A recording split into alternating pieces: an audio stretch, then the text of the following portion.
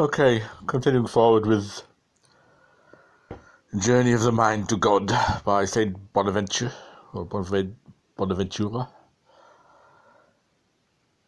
Where did I? Oh yes. Having brought the mind so close to God in structure, Bonaventure returns to inquire why not all men see God clearly in themselves. And his answer is that most men lie, and women I suppose, lie so buried in the world of the senses that they are unable to regard themselves as in God's image. Here, for the first time, specifically Christian doctrine enters, since Bonaventura sees in Christ a mediator who accomplishes this needed purification and illumination. Spiritual hearing and vision must be recovered. After the conversion of the mind to a new direction comes the disciplining of the self, and here Bernard of Clairvaux's famous steps are outlined to bring the soul to vision through humility and the inculcation of strict habits of thought. We must learn contemplation, and this requires a strict order in the soul. The acquired habits of the rashly ordered soul yield powers capable of leading us to the divine. Therefore, we have learned to contemplate God outside us in his traces in the natural and sensible order. Inside the self, through the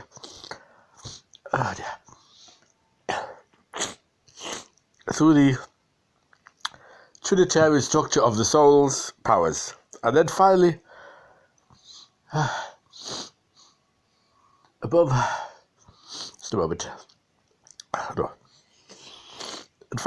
the mind, as the contemplative powers are strengthened by discipline. We may fix on being itself, rejecting, as all Neoplatonism does, the positive status for non-being. Here a little dialectic exercise on being and non-being convinces us that being is actually what first enters the intellect, and that this is the being of pure actuality. Therefore, analysis indicates the immediate orientation of all intellection towards being itself, and therefore towards God. Since this orientation is at the foundation of every intellect act, it only remains for the mind to become aware of just how necessary its orientation toward God is for our understanding in every instance. For intellect to operate, the being of the divine being must be ever present as a referent and standard. Only because we are accustomed to the less beings of the sensible world do we fail to recognize the mind's natural orientation and nearness to God. As the eye seems to see nothing when it sees pure light, so we seem to see sensible images and lesser beings and do not recognize the highest being. The darkness which seems to surround being itself in comparison with the ease of grasping lower objects can now be disclosed as the fullest illumination of the mind. The purest being necessary for every grasp of impure beings appears only by contrast to be empty of content. At the height we reach the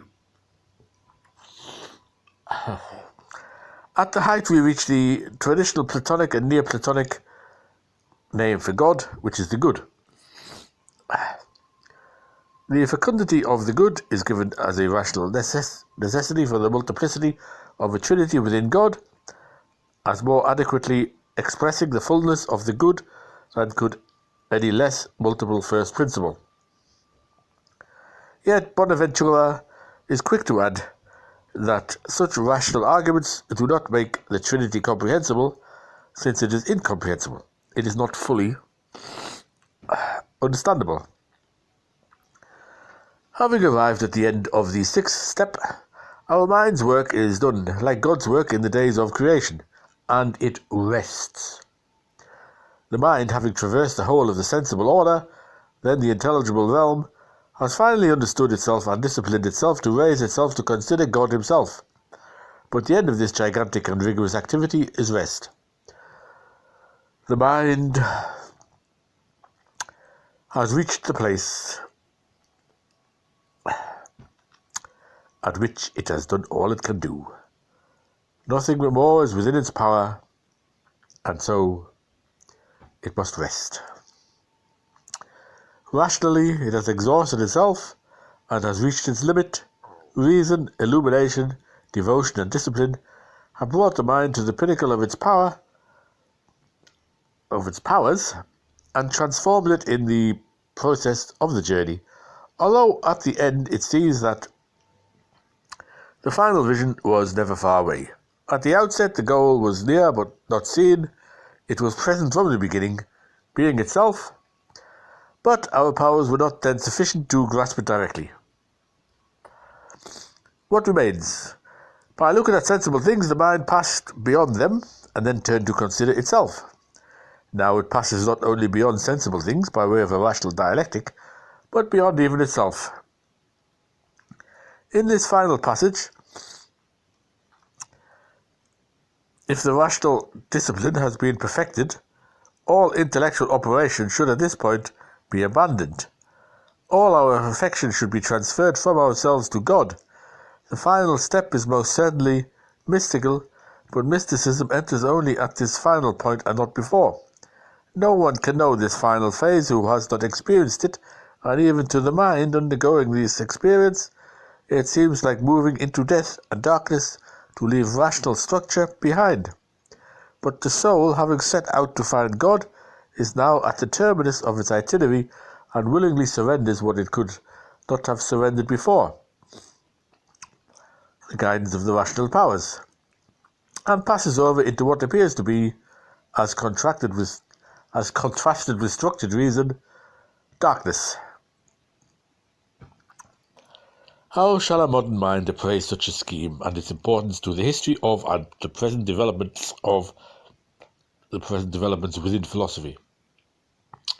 The immediate concentration upon God, the mixture of philosophy with religious discipline, as well as the view of all mundane things as immediately reflecting God, all of these are nearly the opposite of the modern approach. In some basic sense, modern philosophers, as well as most Protestant theologians, are fundamentally rationalists, and to them Bonaventura's ultimate mysticism seems strange. Consequently, the itinerarium has an important function to fulfill as an example of a possible and different approach. Historically, its significance cannot be overestimated. In any form of the religious life, Neoplatonism has always been extremely influential, and what we must not overlook here is that Bonaventure represents a philosophical and a theological view which has for centuries been closely associated with devout practice. Since philosophy is divorced from theology in the modern period, philosophy has been largely academic. In the itinerarium, we have an example of how a philosophical view can be intimately associated with and even be determinant for a way of life.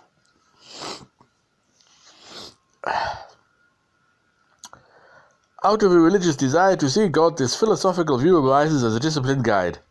Such desire actually causes us to seek for and to see aspects of the natural order which might otherwise have remained unnoticed. A more abstract intellect may derive its philosophical problems internally simply from philosophical discussion. Bonaventure finds his questions through the attempt to guide the soul toward God. Neither approach to philosophy or theology excludes the other, but a secular and a rationalistic age has trouble recognizing the legitimacy of a philosophy generated from such a practical and, in this case, religious goal. Perhaps the most interesting comparison is to remember that Bonaventure was a contemporary of Thomas Aquinas. The two considered together offer a fascinating contrast. Both represent the use of which was made of philosophy in the Middle Ages. Thomas has a wide circulation in non-Catholic and even in non-religious circles.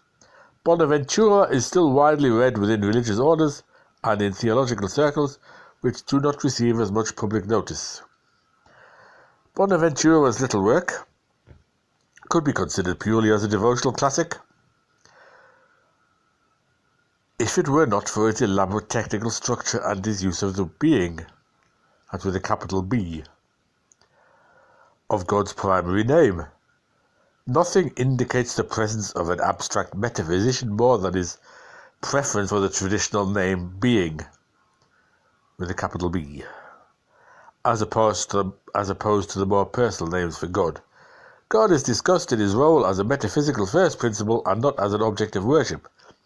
In fact, except for the Trinitarian reference, little specifically Christian or biblical doctrine is discussed. It is only by contrast to modern anti-metaphysical interests that this work seems religious. Actually, by comparison, it is both technical and abstract. In considering being and non-being, Bonaventure adopts the traditional Neoplatonic role of giving non-being status only as a privation of being,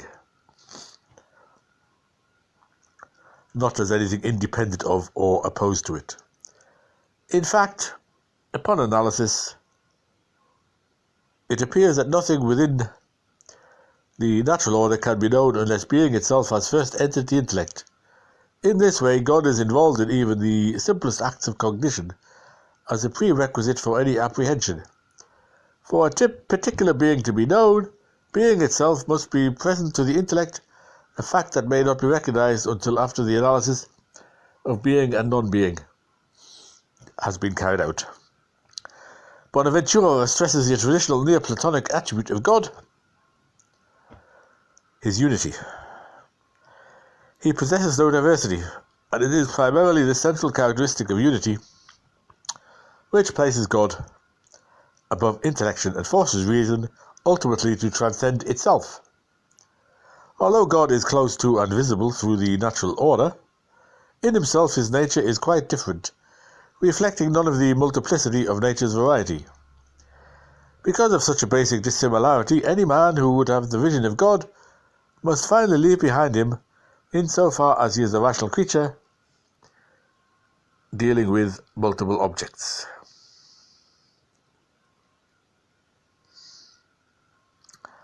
I'll go through that sentence again, I messed it up. Because of such a basic dissimilarity, any man who would have the vision of God must finally leave himself behind, insofar as he is a rational creature dealing with multiple objects. Being which is absolutely one is seen also to be the good. But the different ontological level involved here forces the apprehending mind to pass beyond the multiple sensible world and also beyond itself as a discursive mind. It is not so much Bonaventure's view of this order of nature which dictates this, as it is his view of the divine nature. Just as Bonaventure's view of the order of nature which dictates this, start again, I'm messing things up here. It is not so much Bonaventure's view of the order of nature which dictates this, as it is his view of the divine nature. Just as Bonaventure begins with God, so any criticism of his whole scheme must start by attempting to set forth and to defend a different view of the divine nature. In order to see the point of Bonaventure's theory of knowledge and his theory of the orders of nature, each must be seen in its relation to his view of the divine nature, coupled with his ethical and religious goal of seeing God. In order to criticize the seraphic doctor's theories, what we must do is to begin with the theory of the divine nature too. As this is altered, so also are the theory of knowledge and the view of nature and of human psychology.